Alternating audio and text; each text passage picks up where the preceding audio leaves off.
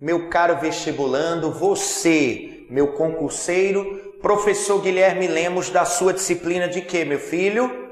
Atualidades.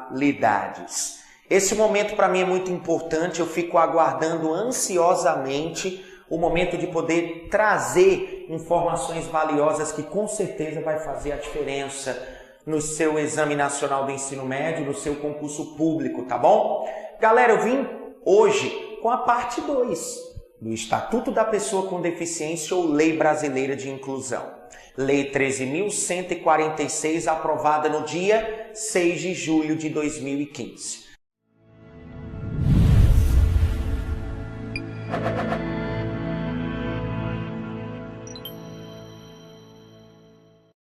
Galera, eu estava justamente falando sobre as obrigações que as empresas passarão a ter em relação ao cumprimento do Estatuto da Pessoa com Deficiência. Só para você ter uma ideia, eu vou colocar uma manchete aí no ar. A Coca-Cola. Vocês devem recordar que a multinacional Coca-Cola, que atua em todo o país, entretanto, em cada região tem um grupo que tem os direitos de engarrafamento e distribuição da Coca-Cola, já que você sabe que ela é um holding. Galera, vocês têm um professor de geografia, o meu parceiro Regiopídio Lacerda, que com certeza vai trabalhar com vocês, ou já trabalhou, as chamadas formas de oligopólios. Vocês sabem que quando uma empresa domina o mercado de um produto ou serviço, ela tem o chamado monopólio. Quando várias empresas se unem para dominar o mercado desse serviço ou de uma mercadoria, eu tenho um oligopólio.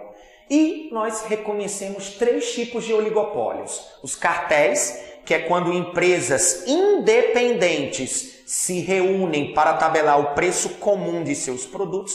Por exemplo, um exemplo muito típico, os postos de gasolina. Eu tenho o truste, que é quando há fusão entre empresas, para dominar todas as etapas, desde a extração da matéria-prima até a distribuição da mercadoria, até chegar ao consumidor. Truste horizontal, quando ocorre fusão entre empresas de mesmo ramo. Um exemplo, Lojas Maia, Magazine Luiza, Sadia e Perdigão, Ambev, que aglutina as marcas de cervejaria. Eu tenho truste vertical, que é quando empresas de ramos diferentes se unem. Por exemplo, a Procter & Gamble, a P&G, é um exemplo de truste vertical. E eu tenho um holding, que geralmente são pessoas, grandes empresários, que têm o controle acionário sobre várias empresas. Geralmente o holding é definido com a expressão grupo. Eu tenho o grupo M. Dias Branco aqui no Ceará, eu tenho o grupo Edson Queiroz, eu tenho o grupo Pão de Açúcar, eu tenho o grupo Rockefeller. Então eu tenho vários holdings, tá certo? A Coca-Cola, ela é uma espécie de holding, porque geralmente ela é controlada por grupos. Por exemplo, aqui no Ceará, se eu não me engano, é o grupo Gereissati. Lá no Amazonas, em Manaus, eu tenho o grupo Simões. E galera, olha que notícia quentinha para ti, para você utilizar como exemplificação. A Coca-Cola, ela foi multada pelo Ministério Público do Trabalho do Amazonas em R$250 mil por danos morais coletivos, porque não contratou deficientes. Mas Guilherme, o que é que tu está usando? Meu amigo, Estatuto da Pessoa com Deficiência. Apesar de entrar em vigor apenas em janeiro de 2016, já há leis específicas que guardam um determinado número de vagas para pessoas com deficiência nessas empresas. E aí eu trouxe o dado do Estatuto, mas também vou te mostrar o dado antes dele. Galera, a Coca-Cola ela foi punida porque ela deixou de contratar 78 empregados com algum tipo de deficiência ou pessoas reabilitadas. Por quê? Galera, de acordo com o Estatuto, olha a mudança. As empresas que possuem de 50 a 99 empregados, no mínimo, tem que dispor de uma vaga para pessoa com deficiência. Acima de 100 empregados, 100 empregados acima, essa empresa tem que dispor de 5% das vagas para pessoas com algum tipo de deficiência ou reabilitadas.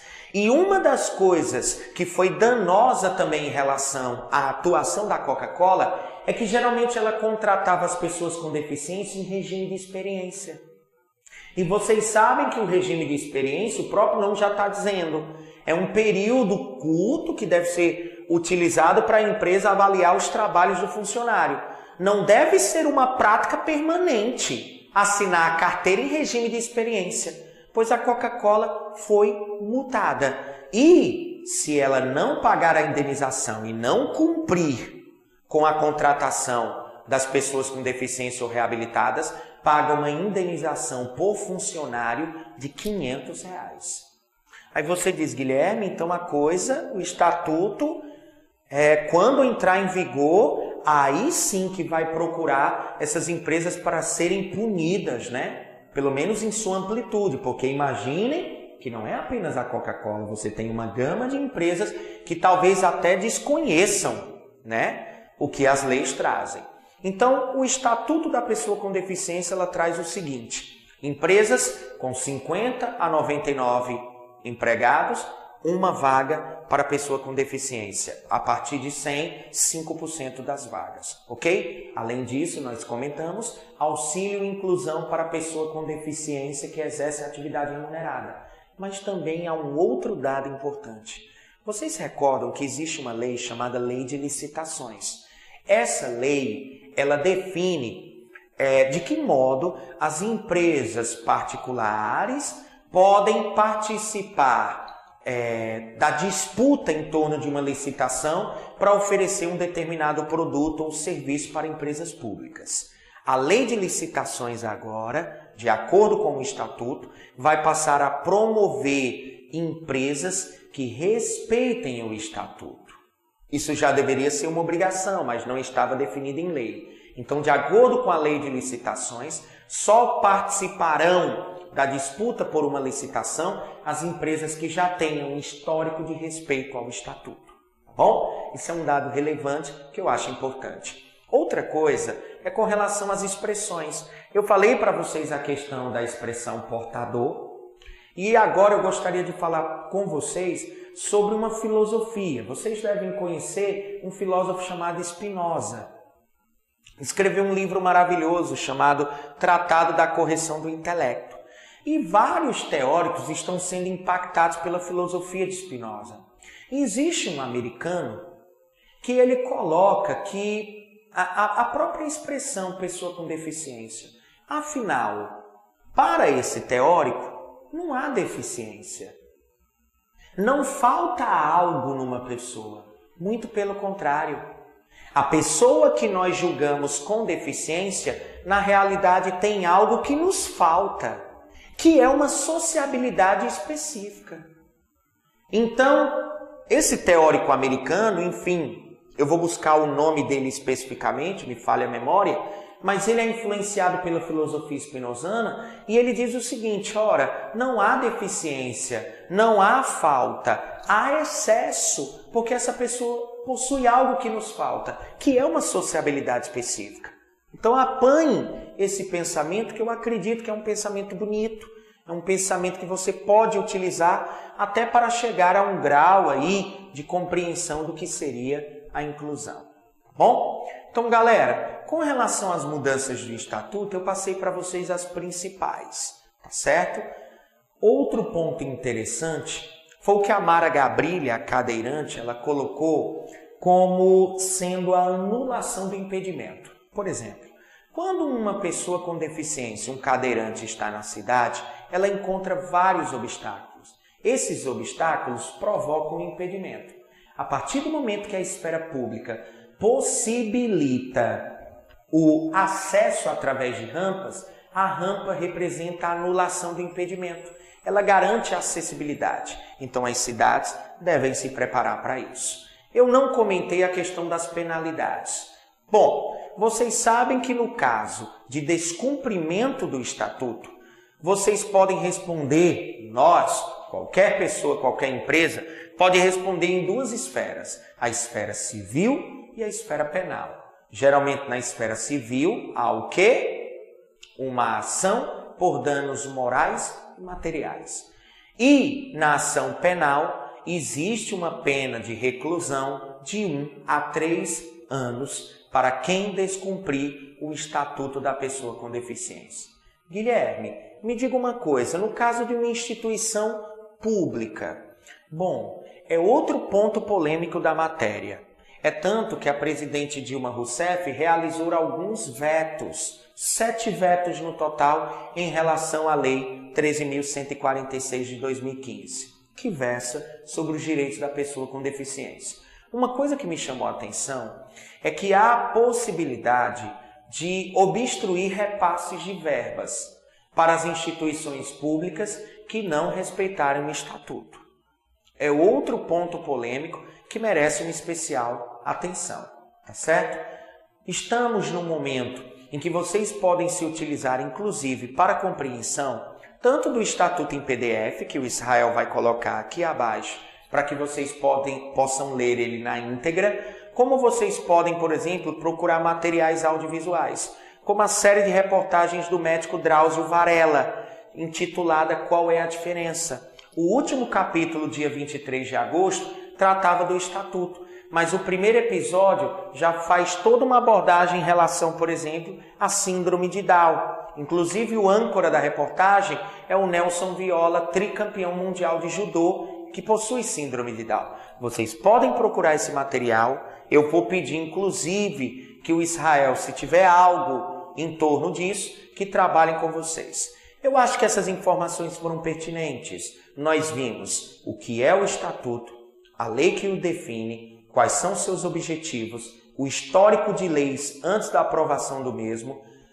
Eu coloquei que ele está embasado na Convenção Internacional de Direitos da Pessoa com Deficiência da ONU, tá certo? O Brasil, inclusive, foi reconhecido pela ONU por ter um estatuto extremamente moderno e inclusivo, e eu espero que as instituições, tanto as confederações, como a responsabilidade que é compartilhada, o Estatuto da Pessoa com Deficiência, não vai ser aplicado apenas pelos órgãos federais, os órgãos estaduais e municipais também. Há uma responsabilidade compartilhada em relação à execução do mesmo.